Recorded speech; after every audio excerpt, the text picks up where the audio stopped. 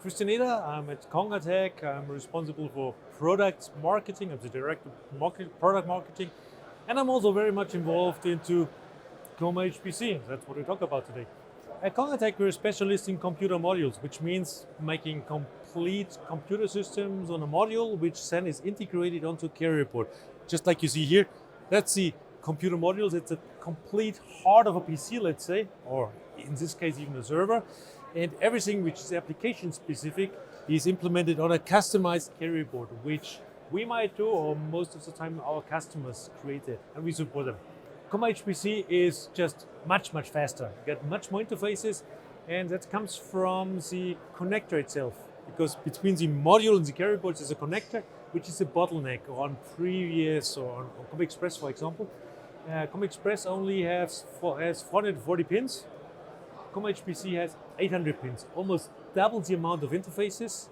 And it's not just the amount, also the speed of the interfaces have been fourfolded up to now, and there's a potential even to go much higher, which means PCI Express is doubling the speed, for example, generation by generation.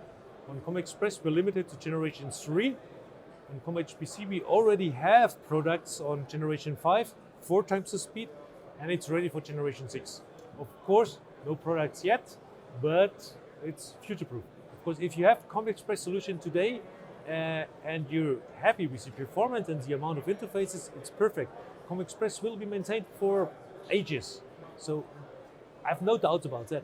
But of course, if you redesign your system anyhow, you start from scratch, you have much more scalability towards the higher performance if you start with COM-HPC now. COM-HPC client supports all user interfaces, let's say, like videos. There are 4 video interfaces, there's audio outputs. All of this is traded when looking to the servers for extra IOs. That means we have much more PCI Express lanes. The client has 57 or so, and we have 65 on the servers, but the Ethernets are even more important. So 2 25 gigabit Ethernet instead of 8 25 gigabit Ethernet. So it's much more communication, much more IO.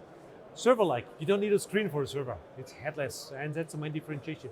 And by the way, that's the same on COM-Express. We have COM-Express Type 7, which is the server type, and the Type 6 client type. Very similar concept, just the sheer amount of performance and interfaces is different.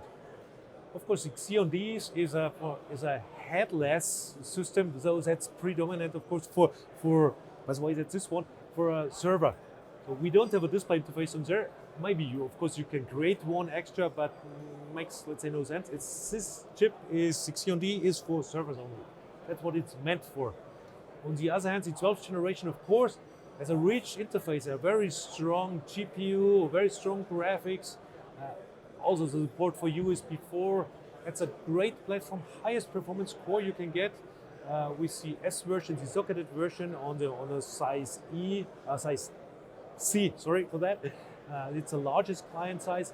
It's the fastest platform on a module you can get those days. We have PCI Express Gen 5 even implemented. We have DDR5, and we have the strong graphics. It's a really power machine.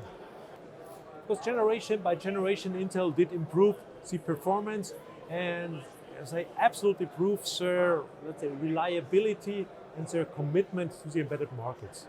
So being on an Intel platform, you can scale up and scale down, and especially on a modular concept, so you can easily switch from one, let's say, no matter if you use 10, 11, 12, or whatever upcoming generations of platforms, on a modular concept, you're absolutely scalable. And of course, you're most scalable on COM-HPC as this supports the latest interfaces. Of course, we do have some nice demos. We have one carrier board from University Bielefeld together with Christman, a server company. It's a platform for, let's say, heterogeneous server. It does support one COM-HPC server and another 2 COM-HPC client slots, which means you can really mix and match different technologies.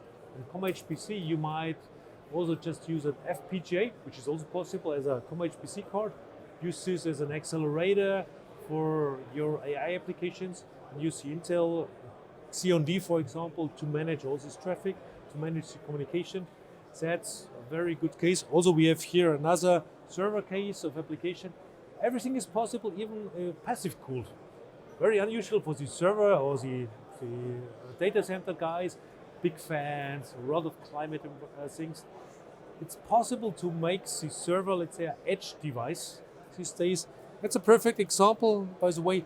That's a reference carrier board by Intel, which is a complete 5G base station. So you can mount this thing on, let's say, outside, close to the antennas, or even it can have the antennas directly in there, and you're perfectly set. It's extended temperature range, minus 40 to plus 85, even no climate control is needed for that. Of course, a good target is always our webpage, congatec.com and /COM-HPC. It's the best source for the complete overview. And please stay tuned about the future developments of COM-HPC. The standard is still evolving. So there's one announcement just going out today.